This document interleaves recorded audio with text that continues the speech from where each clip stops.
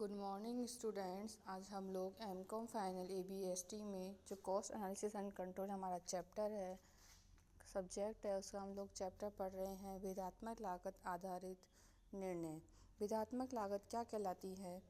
विधात्मक लागत विक्रय या उत्पादन के जो विभिन्न स्तर है उनमें स्तरों में परिवर्तन होने पर जो लागत में जो अंतर आता है वह विधात्मक लागत कहलाता है।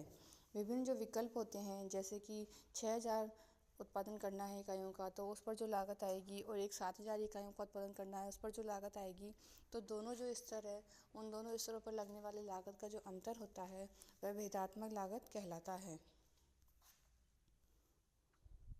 विधात्मक लागत में हम लोग देखेंगे differential cost of added production is equals to cost of producing contemplated larger minus cost of producing present output. इसका आशय है कि कॉस्ट ऑफ प्रोड्यूसिंग कंटेम्पलेट मतलब जितना हम 5000 का हम लोग अभी अगर उत्पादन कर रहे हैं और हम लोग उसको बढ़ाना चाहते हैं तो 7000 करना चाहते हैं, तो 7000 इकाइयों के उत्पादन पर जो लागत आएगी उसमें से माइनस करेंगे हम 5000 इकाइयों के उत्पादन पर आने वाली लागत, तो वह हमारी विधात्मक लागत कहलाएगी। डिफरेंशियल कॉस्ट पर यूनिट होती है is equals to total increase in cost divide by total increase in output. विधात्मक लागत विश्लेषण क्या है? विभिन्न विकल्पों को चुनावों की लागतों में अंतर को ही विधात्मक लागत कहते हैं। विधात्मक लागत विश्लेषण हेतु ज्ञात की जाने वाली लागतें सामान्य लागतों से भिन्न होती है। अतः विधात्मक लागत का परिकलन किसी कार्य के स्तर अथवा उसकी आकृति में अपेक्षित परिवर्तनों के परिणामों का अनुमान लगाने के लिए प्रबंध को एक उपयोगी विश्लेषण विधि प्रदान करता है। विधात्मक लागत का निर्धारण करना सरल है। यह लागत उन विकल्पों की लागतों में अंतर प्रकट करती है जिन पर विचार किया जा रहा है। इस आधार पर जब किसी कार्य के दो स्तरों में से किसी एक कार्य स्तर का चुनाव करने के संबंध में विचार किया जा रहा हो तो एक स्तर की लागत को दूसरे स्तर की लागत में से घटाकर विधात्मक लागत ज्ञात की जाती है। विधात्मक लागत का महत्व और गणना। यदि विभिन्न विकल्पों के लिए अलग अलग लागत ज्ञात करना हो तो विधात्मक लागत से गणना आसानी से की जा सकती है। विधात्मक लागत की गणना करने के लिए विभिन्न विकल्पों की लागतों का परस्पर अंतर ज्ञात किया जाता है। ऐसी लागतों की गणना करके उच्च जो प्रबंध है वह विभिन्न विकल्पों का मूल्यांकन कर सकता है और जो सर्वोत्तम विकल्प है जहाँ पर लागत कम आती है उसका चुनाव कर सकता है। विधात्मक लागत विधि की विशेषताओं में हम लोग देखते हैं कि यह विभिन्न विकल्पों की लागतों का अध्ययन करता है और उन स्तरों की लागतों का अध्ययन करके उसमें अंतर को ज्ञात करता है।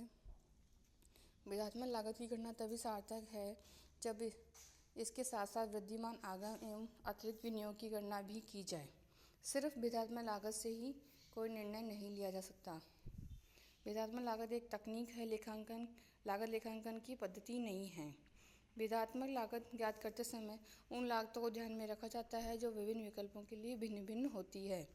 विधात्मक लागत की गणना करते समय इस विचारधारा का पालन करना आवश्यक नहीं है कि लागतें स्थिर एवं परिवर्तनशील प्रकृति की ही हो। प्रत्येक निर्णय की परिस्थितियाँ एवं उससे संबंधित विकल्पों की लागत अलग अलग होती है। विधात्मक लागतें भविष्य में लगने वाली संबंधित लागतें होती हैं।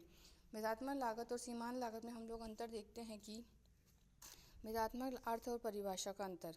सीमांत लागत से आशय किसी उत्पादन स्तर पर एक इकाई में वृद्धि व कमी करने पर होने वाली लागत का अंतर है, जबकि विधात्मक लागत दो पृथक उत्पादन के स्तर में होने वाली लागतों में अंतर का विकल्पों का पता लगाने की पद्धति है।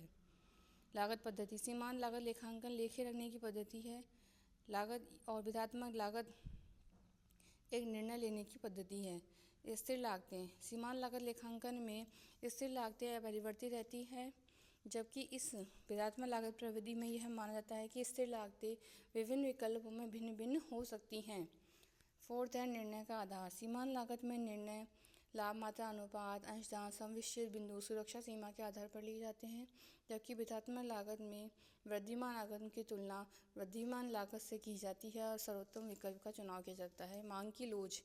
सीमांत लागत लेखांकन के आधार पर निर्णय लेते समय यह माना जाता है कि बाजार में मांग की लोच का कोई प्रभाव नहीं होगा, जबकि विधात्मक लागत में ऐसी कोई सीमा नहीं है। लागत व्यवहार को सीमांत लागत लेखांकन में यह माना जाता है कि प्रत्येक उत्पादन स्तर के लिए स्थिर लागतें स्थिर रहेगी, जबकि विधायक लागत में यह आवश्यक नहीं है कि परिवर्तनशील लागतें उसी अनुपात में परिवर्तित हों और स्थिर लागतें भी उत्पादन स्तर बढ़ने पर परिवर्तित हो सकती है, इसमें यह माना जाता है। Thanks student.